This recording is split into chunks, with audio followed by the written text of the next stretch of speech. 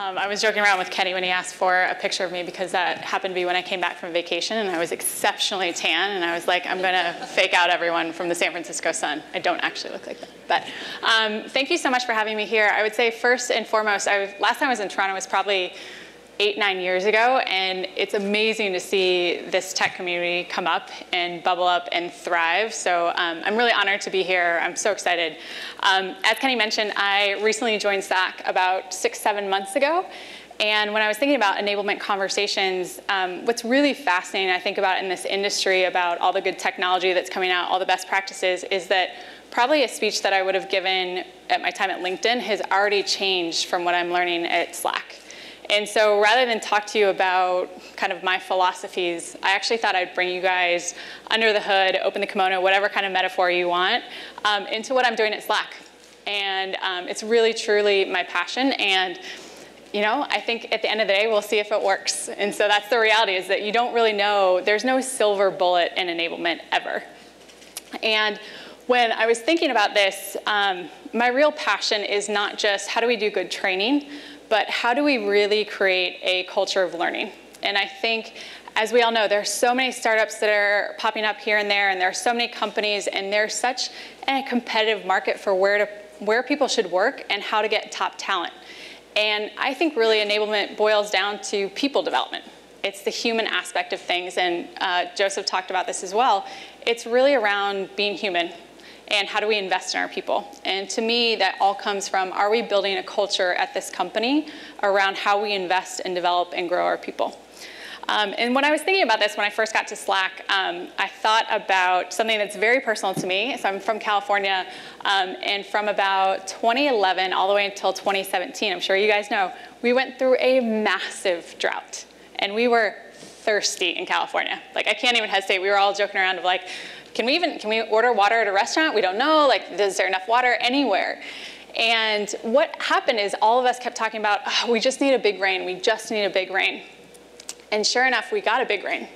But what happened when we got this big rain is that because of repeated dry winters and hot, scorching summers, the soil was so dry and compacted that when rain fell, when we got a heavy rain, the soil wasn't actually able to absorb it. So it actually just comes right off the soil. And that's what actually leads to massive mudslides, landslides, flooding, et cetera. So even though the thing that we needed to solve our problem was rain, the amount of rain we got all at one time actually created so much more chaos and such a disaster for us. And we did. It was really tragic. We had terrible deaths that happened because of these massive mudslides and landslides, et cetera. And I really think about how we train people as well. So when I was thinking about this, I'm sure all of us have been through, this happens a lot in startups where we don't really have enablement resources. So what do? We think of a one-time big event at some time of year, usually around sales kickoff or some kind of summer roadshow, et cetera. And that's a reality of not having enough resources, and that's fine. But what happens is that people get flooded with this amount of information, and they actually aren't receptive to it. They can't breathe it in because they're so hungry and so thirsty for it, but they haven't been primed as how to actually really adopt and absorb this type of training. And so when I was thinking about that, I thought about, all right, so how do we really think about setting up the right architecture? And how do we really think about priming folks so that there is a level of receptivity? So they might be thirsty, but rather than flooding them with water, how do we think about doing this kind of slow drip? And I promise I won't do that analogy throughout the entire presentation, but I think you guys know where I'm going with it. And so what I really started to think about were, what are all the different channels that we can start to deliver training through? And it's not to say that all are created equal or that you need to spend equal time in each of these channels, but these are different avenues for which you can provide training to your teams. And oftentimes it doesn't even feel like training. And so first and foremost, I'll go through each one of these, but we've got onboarding. How do you create a really good internal go-to-market for product features, et cetera? Skill development, which is usually the one that I think people start with. And I'd probably argue that you need to set the infrastructure before you get into the skill development. Self-serve learning. I'm really passionate about this one, and I'll talk about why. Peer-to-peer best practice sharing. And then underneath all of that, nothing will stick without coaching, testing, and operational rigor. Cool. So let's go through these. So onboarding is a pretty obvious one. I think that's really where most people start, right? You have a ton of salespeople coming in. How do we get them on the right foot? I would say, too, this is actually your moment in time when people start to get them on what it means to be in a learning culture. And what I mean by that is not always something that someone wants. It's a lot of testing and it's a lot of coaching. So how do you start to put in some of that operational rigor around what do they need and what's our culture like here? So at Slack, the idea that we're trying to build is, hey, from your first day, or your first week rather, we're going to be testing you and we're going to be coaching you. And that's what it's like to be here at Slack. We invest in you from day one. Internal go-to-market. This is the least sexy one, but I think it is by far the most important. Folks, and everyone knows this, in our personal lives, in our professional lives, we are just flooded with information. And Slack is no exception. And so how do we think about getting people the right information, but not just the right information, but information that they can action on? And I think that comes from really a programmatic approach to how folks get information, everything from product innovation and updates, to workflows, to business updates. And it's really the thing that when you talk to a lot of sales leaders, and those of you that are sales leaders in the room, I would encourage you, the most of the time I hear is, oh, we need discovery training, we need negotiations training, we need all these kind of objection handling, et cetera. A lot of the things that Corey talked about too. And what I would argue is that before you can actually do that, you have to get folks in a place that they're receptive and they're not spending so much mind share searching for stuff. So take that kind of admin off their plate so that they can actually be open and receptive to real skill development training. Skill development, too, I believe comes from your frontline manager. I think the role of enablement is to empower those managers and give them the tools, give them playbooks, give them coaching guides, et cetera. But real coaching happens on a day-to-day basis, and that's where you build a culture of learning. Again, a culture comes over time, repeated, consistent, reliable. Going into this self-serve learning. So I'm a big believer that it is not just enablement's job, it is not just sales leaders' job to invest in training. Every single person is required to invest for their own growth too.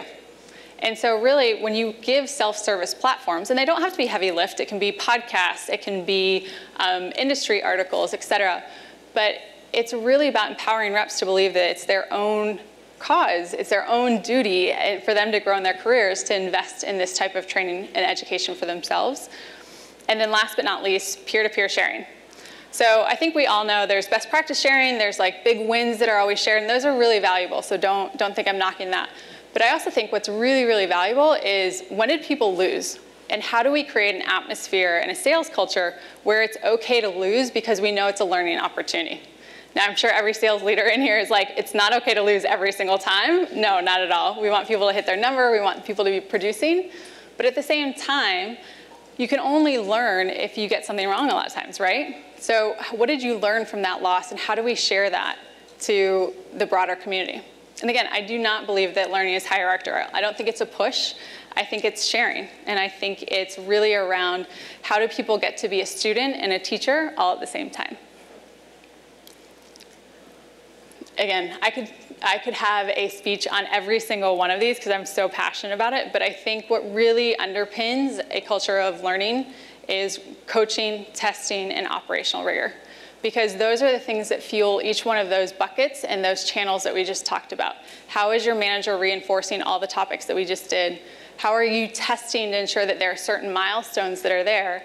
And then how do we have this very programmatic and systematic and reliable way for each of these channels to deliver information? And now I'm sure the question is like, yeah, Nikki, you're a hippie, you're from California, you like to do yoga. And so a great learning culture is phenomenal. But why should I care as a sales leader? Why should I care as a business? Why should I care?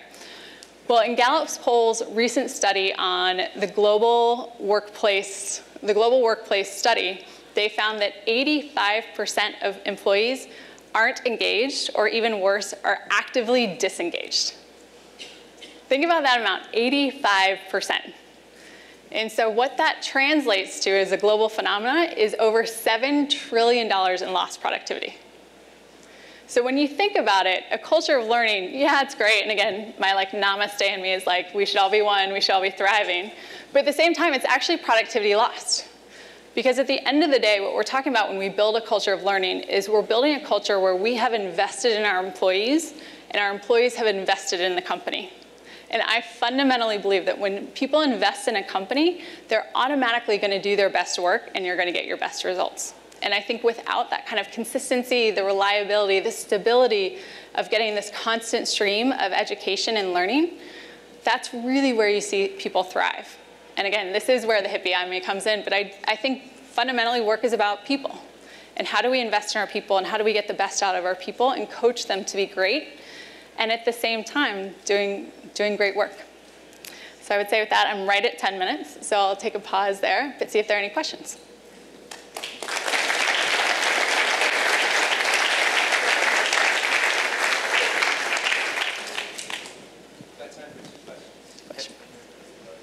Hi, my question is when you came to Slack, what were some of the challenges that you were facing, like when you got there? Like, what were some of the things that you started to work on? Yeah, I would actually say, and I've talked with Joseph and Marco quite a bit about this, I started with a lot of the infrastructure type stuff. So, well, I know that folks were hungry for kind of sales skills training, where I really felt that they were spending so much time and so much energy trying to find information, trying to get product updates, trying to see what was happening in the business, that I really needed to streamline that. And it's still a work in progress, to be very honest. But really, how do we really invest in making their lives easier? That's actually our Slack motto, simpler, easier, more productive. And how do we really do that in a way that we can take off a lot of that kind of searching and lost productivity, so that later down the road, we can really invest in some skill development. But for me, it was all infrastructure first. Not that sexy, but it's really important. Hey, Nikki. Excellent presentation. Thank you. So quick question about the skills development aspect. You brought up an interesting point about a sales enablement professional allowing the frontline manager to coach rather than the sales enablement professional do it themselves. And just wanted to get a little bit more insight. I was reading a book, excellent book, recommended for everyone recently, called Coaching Salespeople into Sales Champions, which really positions the opposite side of the argument, if you will, about how sales enablement professionals should be the coach, because reps can't really be fully honest and open with their sales managers, because managers are very focused on the numbers and hitting your targets and really kind of driving towards those goals, whereas they can be a little bit more open and vulnerable with a coach who doesn't have the same kind of responsibility set. And so I was hoping you'd just kind of shed a little bit more light on why you think that frontline managers should do the coaching instead.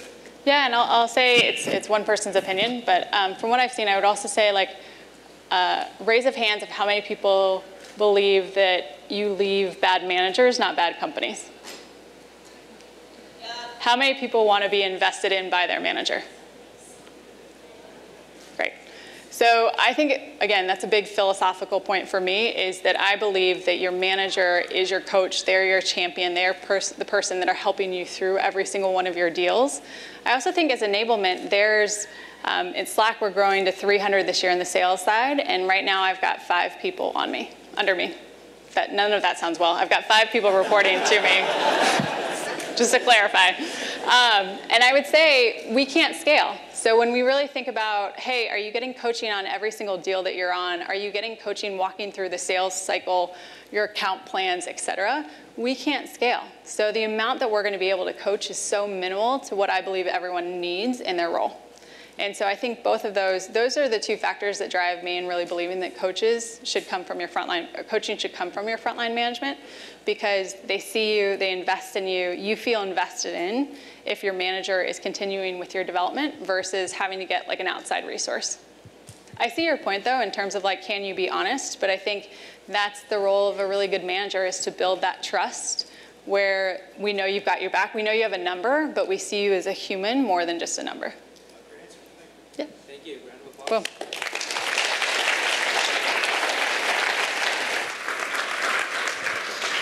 Boom. All right.